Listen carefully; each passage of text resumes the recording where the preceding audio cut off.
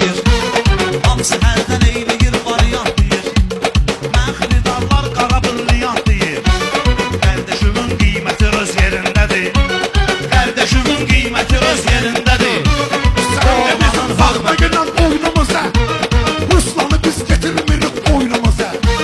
Karabalasan gel bir otur boynumuza. Şireleşirdi hüvveti öz yerimdedir. Şirələşirdi qüvvəti öz yerindədir.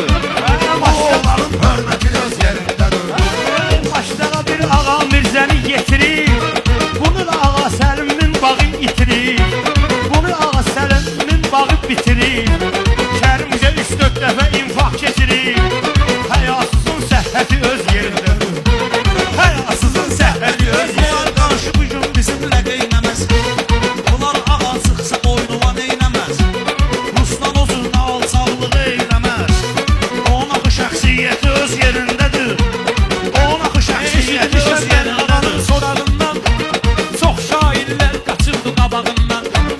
Uşaq döyür ki dardım yanağından. Totuş motuş canı ət öz yerindədir. Totuş motuş canı ət öz yerindədir. Sabahın kur develi görünmeyin. Alan birisi meyhanada sürünmeyin. Ahırın olsaydı onun bilinmeyin. Herkesin öz kısmeti öz Yerindədir. Herkesin öz qisməti öz Alkış olsa yerindədir. şair bugün dirçəlicək. Alkış olsa şair bugün dirçəlicək. Bunların ahı asmana yüksəlicək. Bilmir yerindən başqası da gələcək. Hökümdar müvəqqəti öz yerindədir. Hökümdar müvəqqəti öz yerindədir. Ay ağa söz gözləyirəm həm xanadan. Doymamışam mələ bu cür meyxanadan. Baxma yiğit, baxma inan yetim qalmışam anadan. Cənnət alıb cənnəti öz yerindədir. Cənnət alıb cənnəti öz yerindədir. Bu oğlanın hörməti öz yerindədir. Bu oğlanın hörməti öz yerindədir.